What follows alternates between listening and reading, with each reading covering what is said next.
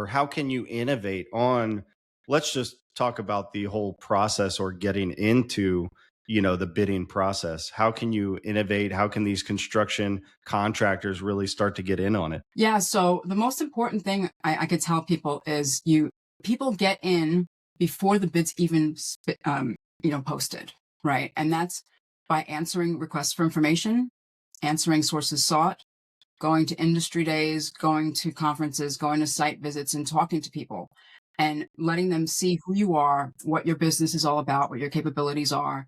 Talk to them and respond to those RFIs, because I'll tell you right now, the government struggles with these things because they don't have the experience that private industry does. And most of them are just contracting people and program people, right? And they don't have that technical expertise. So they're just using the stuff that they had from 5 years ago and they're just redoing it.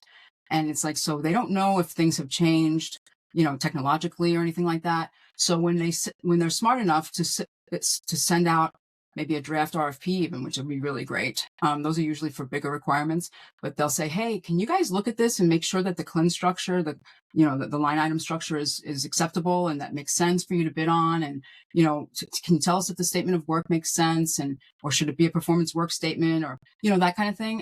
That's when you have the opportunity to really go in and say, hey, listen, I can help you guys here, and just give them all of that information that you can during that period, and they will remember you. I'll tell you that much, especially if you are a small business with a certification attached to your name, because then they can search you in different ways. But yeah, if you're a veteran-owned business, service-disabled veteran-owned, women-owned, socially or economically disadvantaged owned, or a hub zone, then you have the opportunity to really stand out when you do something like that. Okay. Now, speaking of standing out,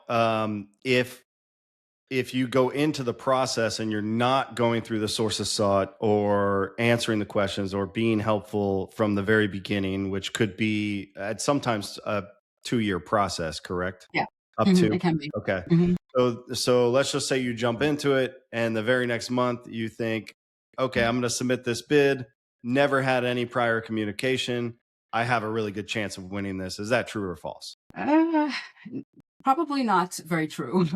um, but it just depends on a number of factors, though. It depends on how large the requirement is, right? So if it's under $1 million, then you might have a chance if you know what you're talking about, if you know the requirement really well, and if you have really good past performance, meaning that you have recent and relevant past performance, and you have people on your staff that have that capability. You have good key resumes that you can submit that are very specific to the requirement.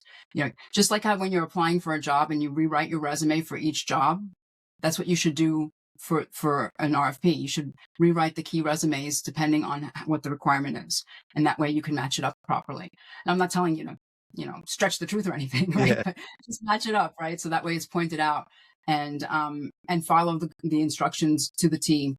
Another thing that is really important for that is a matrix that goes and it shows you where your answer is against L&M, sections L&M, which is the evaluation criteria and instructions to offers. You want to match it up, and you have a compatibility matrix. So that way they don't have to do a lot of work, because when the government is looking at a requirement, at a proposal, they're not looking to see how great you are. They're looking to see how much risk you're going to cause them, because they have to be able to prove that you're the right person or contractor in case there's a protest. So that's how they're always thinking. They're always thinking like defensively, for lack of a better term, because that's what they have to do. You have to defend all of your decisions potentially in court. So that's how they're thinking. So that's how you should write it. Okay.